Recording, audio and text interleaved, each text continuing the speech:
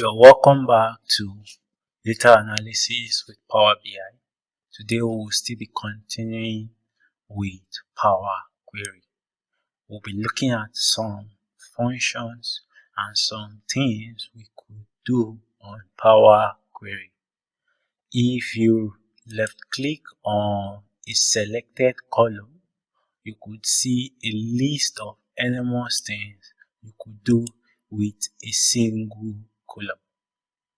You could either copy it, you could remove it, you could remove to other column, you could duplicate the column, you could remove duplicates inside the column, you could remove error.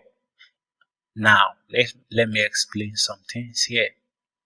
Possibly you don't want the row on your table. You can simply remove it from the table. That's one. Possibly I said I don't need the other ID. Now I can simply remove it. Now it's no more on the table. But peradventure I discovered I needed it again.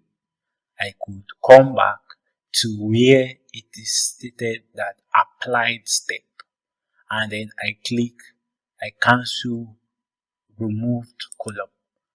That will restore back the removed order ID. That is one of the functions of Power Query. Now, aside right clicking on it, on the home option, you could also see where it says remove column. If you click on it here, the same thing happens. It removes the column and I can restore it back. Another function is that if there are duplicates in the column, possibly to reduce redundancy in the data. Redundancy is a case whereby you have repetition of the same attribute and you just want to have a single collection of a particular list. Now, if my name is Gift Ahmed and it is showing 3 times, there is a redundancy in the sense that if it's going to be unique, Gift Ahmed has to just show once on the table. In such case, you can select a column and remove duplicates. Now, if you remove duplicate, you have a list that is unique and without duplicate. But for now, I am not removing duplicate. In another way, you could want to change the type. I earlier showed us this.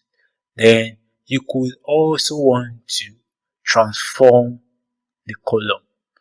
Possibly you want everything to be a capital letter, a small letter. You could want to have it as a JSON file.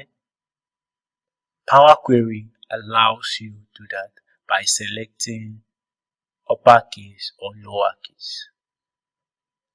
We may also want to replace a value in the column.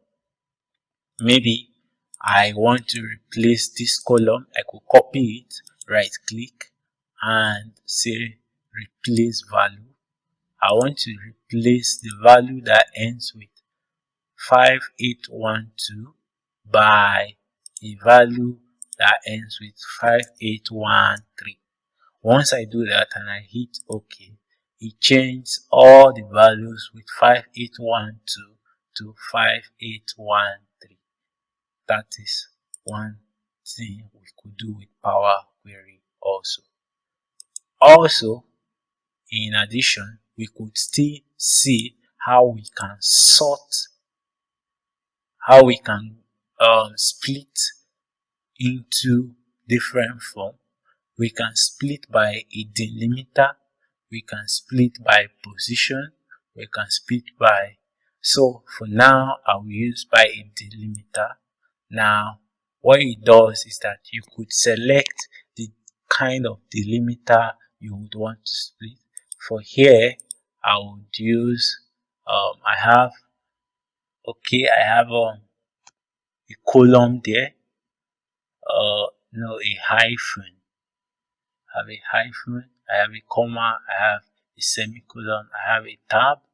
All these are ways you can delimit your, but I could say custom, then type in my hyphen.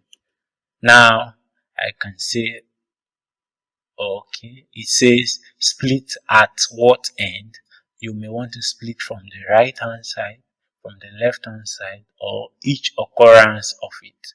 Now once you do that and you hit OK, it will split each of them into different entity. Look at other ID. Now we now have other ID as 1, other ID 2, other ID 3, because we had 2 hyphen there. So it splitted the CA, the EA, and the specific number behind. That is one function of Power Query. But I don't want to do that now, so I'm going to. And if you notice something, it also changed all the data types systematically. All these are done by Power Query. Don't you see? Power Query is beautiful.